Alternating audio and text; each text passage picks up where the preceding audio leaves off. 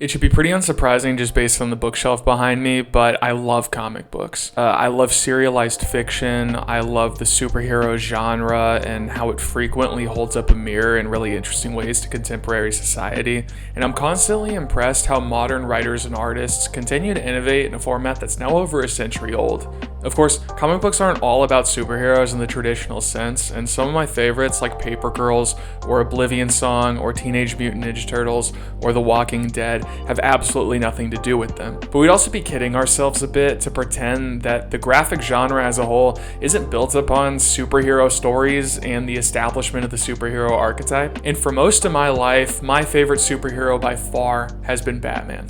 I think I was introduced to Batman at the perfect time, both in terms of my own childhood and also the greater timeline of modern Batman fiction. I was in middle school when The Dark Knight came out and changed the superhero movie landscape forever.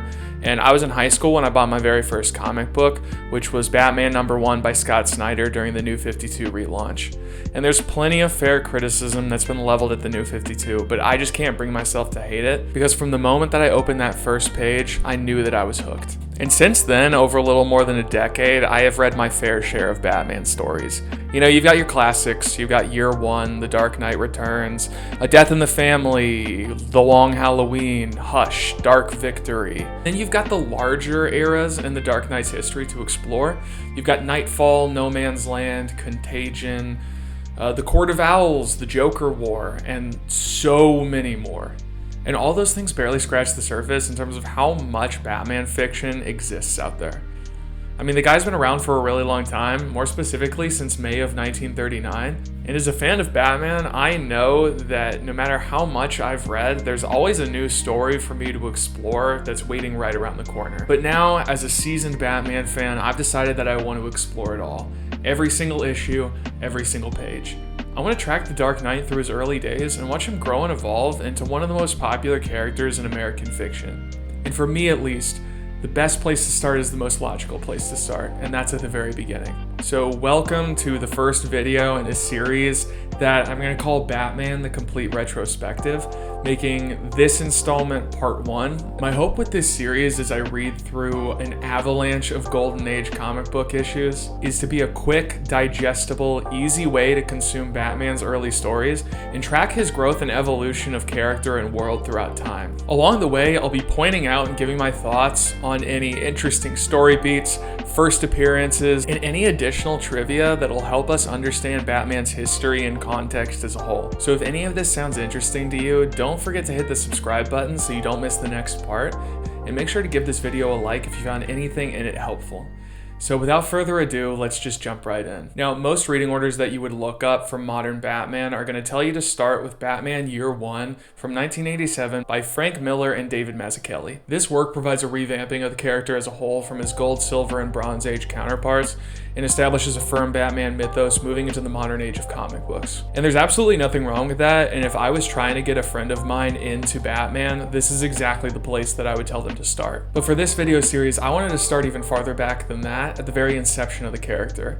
And that, of course, is May of 1939, Detective Comics issue 27. So in today's video, I'll be reviewing Detective Comics issues 27 to 42, Batman numbers 1 and 2, and New York World's Fair issue number 2. And that covers May of 1939 to August of 1940. These issues credit writers Bob Kane, Bill Finger, and Gardner Fox, and artists Bob Kane, Fred Gardenier, Sheldon Moldoff, George Rousseau's, and a then 17-year-old Jerry Robinson. All of these names either were at the time or would go on to be legends in the Golden Age comic book space. So before we get into it, we should probably go over the elephant in the room, which is that Bob Kane for decades was credited as the sole creator of Batman, which is not entirely true. While Bob Kane does get plenty of deserved credit as the sole artist on many of the early Batman stories, we also can't discount Finger's role in the whole process. Not only did he give Kane's initial sketches some much needed visual tune-ups, but he was also instrumental in the creation of the character's mythos, even going so far far as to invent the name Bruce Wayne and establish this character as an in-universe billionaire. And he wrote most of the scripts of the early Batman stories, despite receiving very little acclaim even by the 1970s. So DC now gives credit where credit is due to Bill Finger, and even though that wasn't always the case, and it may have come a little bit too late, it's altogether a good thing that credit is now being distributed equitably, even if maybe that wasn't the case for a very long time. But despite who created what and when, and how many different iterations the character went through before his first appearance, I was actually very pleasantly surprised by how much of the DNA of Batman was here from the beginning. Of course, we get the introduction of Batman in Detective Comics 27, but we also get the introduction of Commissioner Gordon in that same issue. By Detective Comics 33, we also get Batman's origin story, where Thomas and Martha Wayne are gunned down in Crime Alley in front of a young Bruce, changing him forever. Bruce describes criminals in one of my favorite ways throughout the decades as a superstitious and cowardly lot. And because of this, he decides that he needs to adopt a symbol that's, quote, black and terrible, so that he can strike fear into the criminal element. As he's pondering these things, a bat flies in through his open window, and he takes it as a sign that he's found the symbol he's been looking for. A terrifying creature of the night, a bat. In Detective Comics 38, we also get the first appearance of Robin, who's described as a young daredevil who laughs at danger. Taking his namesake from a man of legend with very similar characteristics, Robin Hood. We also get Robin's origin story, where he joins Bruce as his young ward after his parents, the Flying Graysons, were killed in a circus accident orchestrated by a mobster trying to shake down Haley's circus for money. They have a really lame candlelight initiation, and Dick Grayson joins Batman in his fight against crime as Robin, the Boy Wonder. See, I find it interesting that Batman's origin is through a random act of violence, while Robin's origin is through the machinations of organized crime. And these kind of display different ways in which crime and evil can touch young lives, which is absolutely a through line and a theme in these early stories as a whole. Now, oddly enough, you'll notice that Alfred Pennyworth, the Wayne Manor butler, has yet to be introduced. But beyond just the main character appearances, we also get a ton of debuts of some of Batman's most famous gadgets. So we get appearances of a silken rope for swinging and lassoing, suction gloves and knee pads, choking gas, batarangs, the bat plane, smoke pellets, neutralizing gas, sleeping gas, night vision goggles, an infrared lamp, bulletproof vests, explosives, Robin's slingshot, and a wireless belt communicator. That's nearly a gadget per issue. We actually have yet to see the Batmobile though, either in appearance or name, and Batman actually just drives a regular car, which is a really funny concept and visual. But beyond just the gadgets, I was pretty surprised by how many of Batman's most famous villains get their appearances pretty early on. Many would consider the Joker Batman's oldest villain, but it was actually Professor Hugo Strange, introduced in Detective Comics number 36, who made it in as Batman's first notable named member of his rogues gallery. He was followed pretty quickly by the Joker and Catwoman in Batman number 1, and Clayface, funnily enough, makes his appearance in Detective Comics number 40. And besides Clayface, who really is at this point just a serial killer who wears face paint, most of these villains are pretty consistent with their archetypes moving forward. And Batman's really into Catwoman, and he makes that really obvious. And along with all these antagonists that Kane and Finger manage to drum up every month and throw at Batman, we also have plenty of notable tropes that start to return again and again. For example, just in these first issues, Batman already has to deal with more than one prison break, first by Professor Hugo Strange and then by the Joker. Back then, Bob Kane and Bill Finger just needed a way to reuse a villain, and honestly the best way to do that was just to break them out of prison. But in more modern Batman stories, the constant outbreaks at Blackgate Prison and Arkham Asylum are frequently commented on, and they're typically dealt in a bit more of a meta way. Yeah, the fact that the Joker constantly breaks out of Arkham Asylum, it's cartoony and it's funny, but there's also plenty of commentary about how maybe Batman's brand of justice isn't fixing the system of Gotham City as a whole. The fact that this guy beats the mentally ill to a pulp on the streets every night, and then he sends them to underfunded facilities that they're just going to break out of anyway, and then when they do break out, they get swallowed up again by the system of Gotham. Maybe that's an idea worth exploring. Maybe it has analogs in the real world that can also be explored. But the fact that Gotham will always need a Batman, that might not necessarily be a good thing. And it might not show Bruce Wayne or Batman in the best of lights. And honestly, that's just one example. I mean, another is how Batman functions with Robin as a young ward. I mean, it's not explicitly stated in these early issues, but Robin at the time of writing is supposed to be about 8, which I think is typically when children start learning to read chapter books. You know, Robin's inclusion from the start was to give young readers a character that they could see themselves in, and he also provided a really good dichotomy against the criminals he fought, kind of showing young readers that if Robin can fight these guys, then you know, they shouldn't be as scared either. And I think that that's a really sweet idea. And actually in Batman #1, there's a really funny scene where Batman and Robin beat up these criminals, disarm them of their guns, and then Batman ties them up. But then he goes, actually, you know what? And he breaks the fourth wall and he says, hey, kids of America, I'm gonna untie all of these criminals and I'm just gonna have Robin beat all of them up in front of you to show you that criminals are actually more cowardly than they seem. And he does it, and Robin beats the ever-loving snot out of these guys. It is truly hilarious. And you know, this stuff is quirky, and it's funny, and it's pulpy, and it's very much a product of the times. I mean, when Robin gets into these situations, we know that he's not really going to be hurt, at least not badly and at least not permanently. But, you know, the use of a young, non-powered ward is something that might not ethically be the best thing for Batman to do.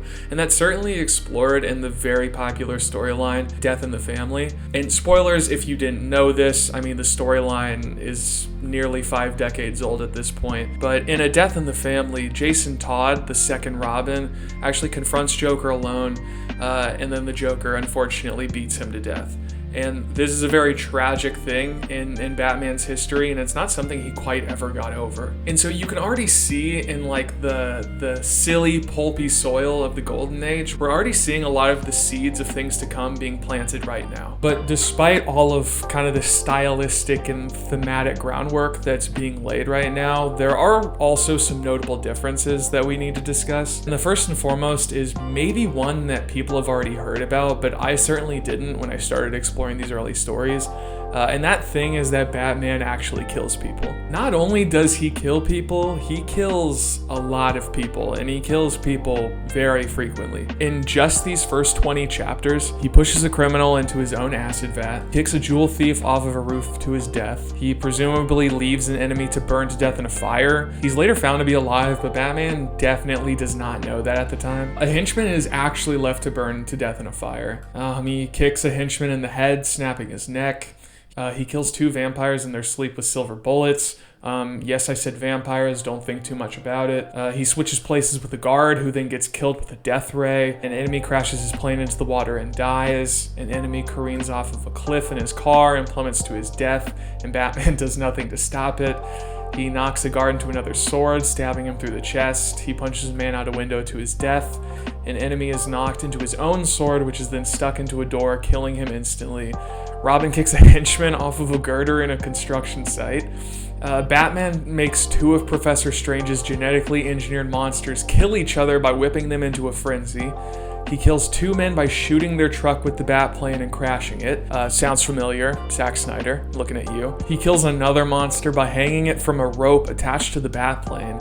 He knocks another off a building with gas pellets in the style of King Kong. He drops a statue on 5 men and kills them. He kills another man by punching him and making him fall down the stairs to break his neck. And if you didn't catch all of that, that's 26 confirmed kills in 20 issues, which is more than 1 kill per issue. And so after the fiasco with Doctor Strange's genetically engineered monsters, which he really just creates to do crime and fight the Batman, Whitney Ellsworth, the editor at the time, actually made it a formal declaration that Batman can't kill anymore, and he certainly can't kill with guns. And this is kind of where we see the origin of that rule that Batman's going to carry forward into the next 8 decades of stories. Other notable differences include the fact that Batman actually does not live in Gotham City yet. That has yet to be established as his place of residence. He actually lives in New York City, and he has a fiancée named Julie Madison, who actually gets a job as an actress on the set where Clayface begins killing people in his first appearance. But one of my favorite things about this universe is how many wacky things exist in it.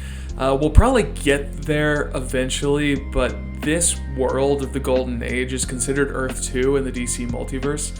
It's where, the Justice Society of America and Golden Age Batman and Golden Age Superman, they all live here. But back when these stories were first being written, they didn't really have this kind of giant universal continuity in mind. They were just a bunch of fellas writing stories. And at the time, these guys had no idea how much of their early work was gonna later be canonized in some large universe of comic book material. So it was fun for me to kind of create a list of all of the wacky things that apparently exist in this universe and were kind of just flippantly introduced into these comics without giving it much thought. So apparently things that exist in this universe include giant gorillas, vampires, werewolves, death rays, ray machines that remove people's faces, and giants. Just like traditional, it's just a giant person. No explanation. As more things get added to that list, I will absolutely keep you updated. So there's so much to kind of cover with the context of the writing of the first 20 issues. I know I'm not covering a lot of kind of the basic story beats of a lot of these stories, and in later videos where I'm covering dozens and dozens of issues, I'll probably give a more structured overview of a lot of these stories. But at least for this one, if any of the above things sound interesting or wacky to you, feel free to check out those issues. I can promise you that you are in for a very wild and bumpy ride. But future videos are going to be a lot more story focused, and I'll probably be touching on a few of my favorite stories, a few of my least favorite stories, and any especially wacky ones that really stand out to me. But in this beginning set of stories, no matter which ones I liked or I disliked, they were all such an interesting step into kind of this era of pre-war America. When Batman was first invented, the United States was about 2.5 years out from entering World War II. But the world as a whole was already feeling kind of this wave of fascism that was sweeping the globe, and all of the horrors and atrocities that were already being committed in Europe. Batman and Robin and other heroes like Superman and Wonder Woman were very much a two-pronged approach to these kind of external factors, displaying kind of this paragon of goodness and justice that young readers can look up to, while also providing a lighthearted, safe place of escapism during a period that was rife with pre-war anxiety. And while the more wholesome aspects of Batman are definitely charming in their context, this comic book is still chock full of prejudices and value systems that were baked into the early 1900s American culture. The infantilization of women, the horrible racist caricatures, and the constant dog-whistling lessons about nationalism and obedience are frequent throughout the early Batman stories, and it would be kind of irresponsible to not also point those out as well. This was a different time in America, one in which Bob Kane, one of the co-creators of Batman, 6 years prior had changed his name from Robert Kahn, which was given to him by his Ashkenazi Jewish parents. Famous artist George Roussos, who also worked on these issues, he was Greek American, and he constantly published under the pseudonym of George Bell, once again reminding us of America's prior cultural hostility to those of foreign descent. As we continue to watch the Batman grow and evolve, we'll just as much watch the same thing happen to American sensibilities in fiction as time marches on and as new artists swap in and out, bringing their own styles and flavors to the character. I, for one, am excited for what lies in store down the road. Well, folks, if you made it this far, I just want to say thank you so much for watching. Not only is this the first video in this series I'm trying out, but this is my first YouTube video ever, and it means so much that you would take the time to watch me talk about a superhero. And if you like the way that I discuss comic books, make sure to subscribe and give the video a like, and let me know down in the comments below what else you'd like to see me talk about as I kind of march through all of these Golden Age stories. And let me know what else you'd like me to include in these videos in the future. But for now, folks, thanks so much for watching, and have a good one.